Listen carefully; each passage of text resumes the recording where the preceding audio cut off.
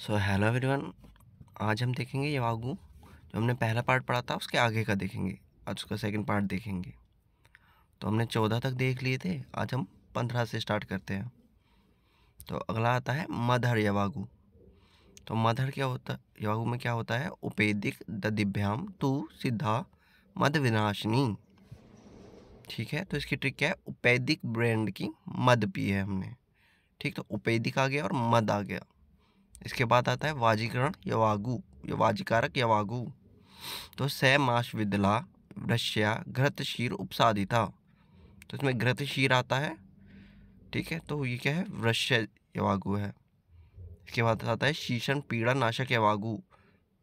तो ताम्र चूर्ण रसे सिद्धा रेतो मार्ग रुजा पहा। तो ताम्र चूर्ण के शीशन में पीड़ा।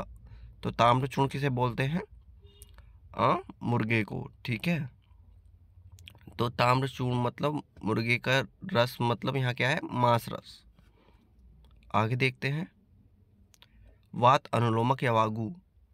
तो क्या है? अभ्या पिपली मूल विश्वे वात अनुलोमनी। तो अभ्या क्या करती है? अनुलोमन करती है।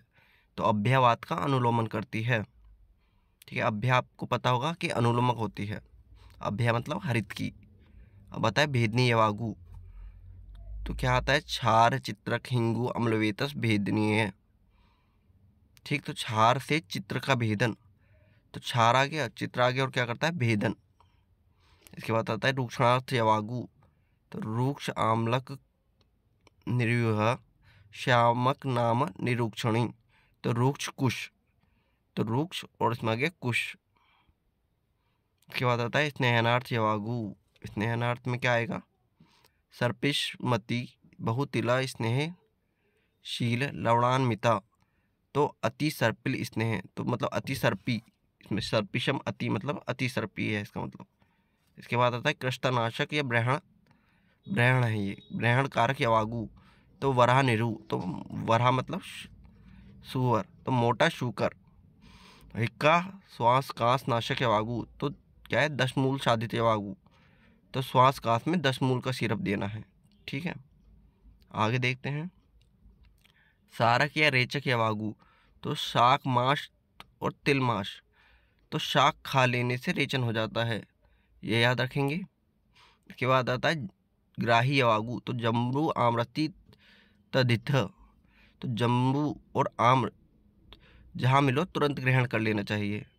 इसके आता है विश्व घनी यवागु। तो सोमराजी, या इसे सोमराजी किसका पर्याय है? बाकुची का। तो सोमविश, इसे ऐसे याद रख लेते हैं। इसके बाद आता है पिपासा नाशक यवागु। तो मृद्विका सारिवा लाज पिपली। तो प्यास किसकी लगी? मुनक्खे की। ठीक, इसके आता है पक्वाश्य शूलघनी यवागु। तो यम के मदिरा सिद्धा। तो ये क्या करती है? मदिरा पीने से पक्वाश्य शूल नाश हो जाता है। तो ये हमने 28 यवागु देख लिए हैं, जिनका वर्णन चरक सूत्र अध्याय 2 में है।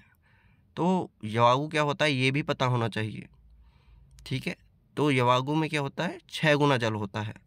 और क्या होता है? बहुसिक्ता होता है, मतलब इसमें सिक्त मतलब चावल के जो कण होते हैं वो ज़्यादा होते हैं। ठीक है, कहाँ कहाँ दे सकते हैं यवागु? जैसे कि संसर्जन क्रम में आया है इसका वर्णन, कि संसर्जन कर्म के बाद, मतलब पंचकर्म के बाद जो संसर्जन कर्म किया जाता है, मतलब अग्निमांद वगैरह में इसका यूज़ किया जाता है। और आप सभी को जहाँ जहाँ याद आता है या आपको पता है वो आप बता सकते हैं कमेंट्स में। ओके।